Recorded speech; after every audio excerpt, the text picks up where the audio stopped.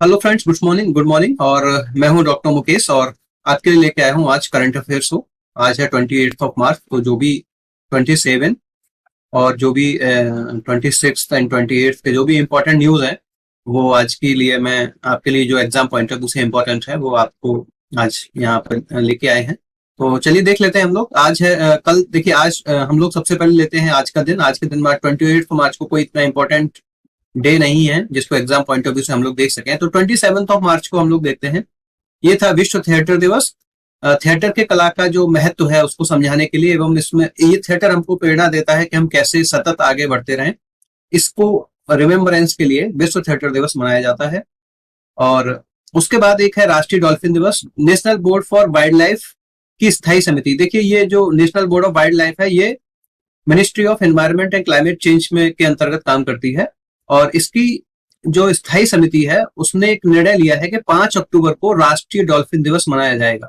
तो ये जो 5 अक्टूबर है इसको क्या होगा, हर प्रत्येक साल राष्ट्रीय डॉल्फिन दिवस मनाया जाएगा, है ना। बिहार में ये पहले मनाया जाता रहा है, लेकिन अब ये क्या है, ये राष्ट्रीय स्तर पर मनाया जाएगा, राष्ट्रीय स्तर पर।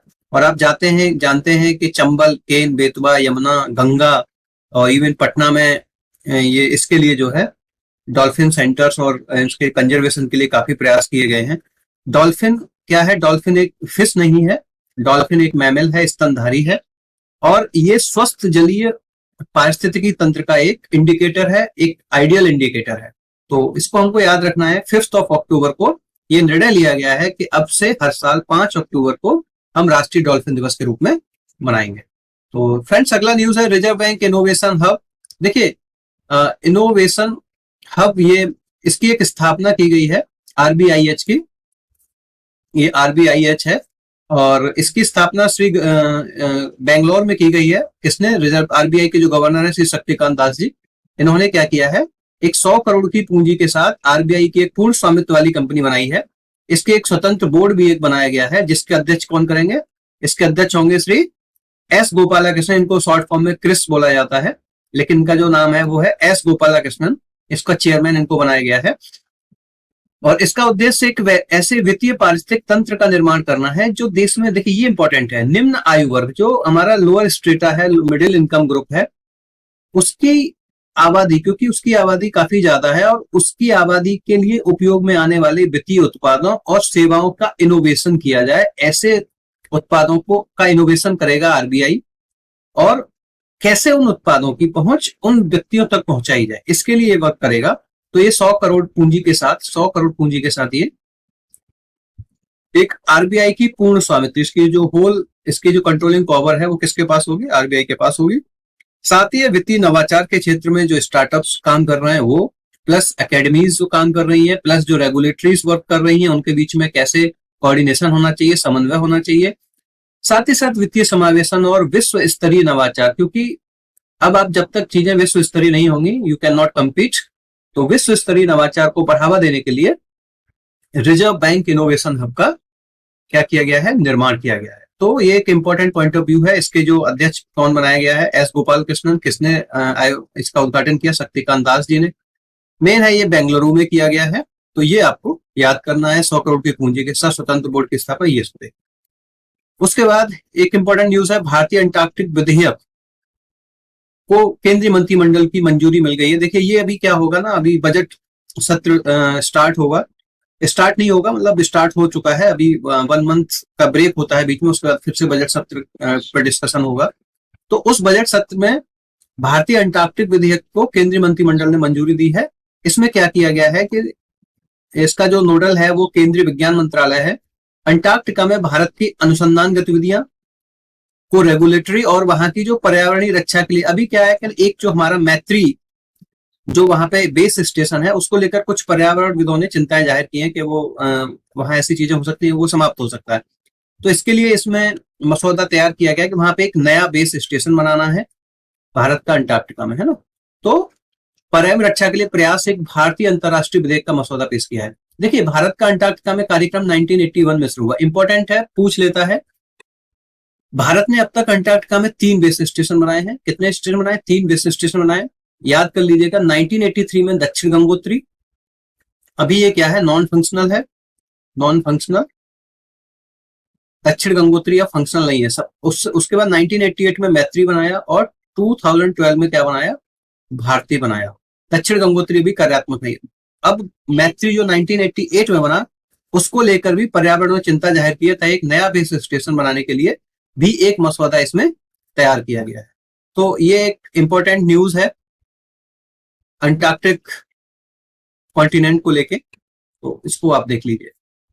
नेक्स्ट न्यूज है आपकी आईएनएस वलसुरा। आईएनएस वलसुरा देखिए ये क्या है, गुजरात के जामनगर में स्थापित एक प्रमुख नौसेना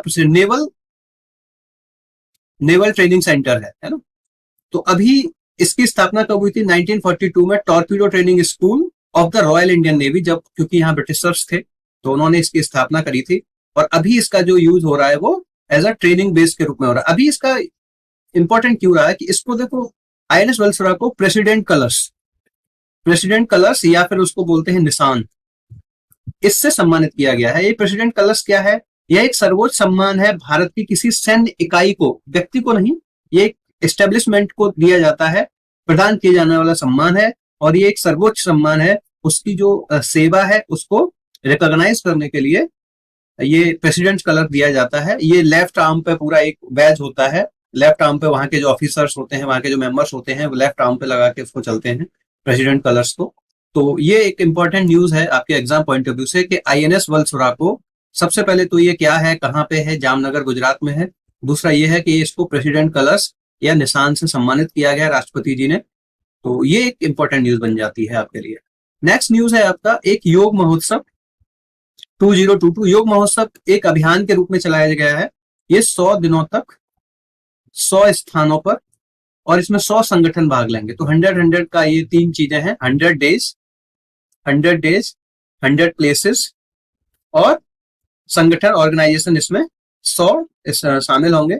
और ये कब तक चलेगा, 21 जून 2022 तक, 21 जून 2022 तक, जबकि हमारा international day of yoga celebrate किया जाएगा, उस दिन ये समाप्त किया जाएगा। तो ये योग महोत्सव है पूरा, कितना, 100 डेज वाली बात इसमें याद रखिएगा, 100 डेज है ना। तो ये उल्टी गिनती के रूप में यहां से 21 जून तक ये स्टार्ट हो गया है आपका।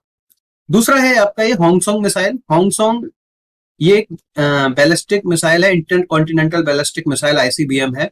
और ये किसने, अभी इसका 7वां संस्करण किसने, ये उत्तर कोरिया की मिसाइल। तो ये उत्तर कोरिया ने अभी इसको लॉन्च किया है, इसका जो परीक्षण किया है। तो ये एक इंटर कॉन्टिनेंटल, इसको नाम से भी पूछ लेता है कि होंगसोंग कहाँ की है, तो डोंट कंफ्यूज विद चीन। तो ये उत्तर कोरिया की परीक्षण मिसाइल है, और उत्तर कोरिया की राजधानी आपको पता ही है कहाँ पे है, प्योंगयांग। नेक्स्ट न्यूज है आपकी स्टीव वाइट्स। देखिए स्टीव वाइट्स का क्या है, अमेरिकन कंप्यूटर साइंटिस्ट हैं जिनका हाल ही में निधन हुआ है। इंपॉर्टेंट चीज क्या है कि इन्होंने जीआईएफ आप जानते हैं, ग्राफिकल इंटरफेस फॉर्मेट। इन्होंने क्या किया था कि जो हमारे इमेजेस वगैरह थी उसको और उसका डेटा रिड्यूस किया और जीआईएफ का निर्माण किया। इसमें क्या है कि कोई भी डाटा लॉस नहीं होता और पूरा का पूरा वो इमेज की तरह उसको शो कर देता है। ये जीआईएफ का जो इन्वेंशन किया था वो स्टीव वाइट्स ने किया, और स्टीव वाइट्स 1987 में किया था। और अभी इन्वेंटर ऑफ जीआईएफ स्टीव वाइट्स passes away aged at 74 due to कोविड-19 कॉम्प्लिकेशंस के कारण अभी इनकी डेथ हो गई। तो इनका नाम आप याद कर लीजिएगा, स्टीव वाइट्स का। नेक्स्ट न्यूज है आपकी प्रथम वन्य जीव संरक्षण बॉन्ड। तो ये एक बॉन्ड जारी किया है, किसने जारी किया है, विश्व बैंक ने, वर्ल्ड बैंक द्वारा ये जारी किया गया है। वर्ल्ड बैंक द्वारा क्या है, 150 मिलियन डॉलर से जुटाए जाएंगे।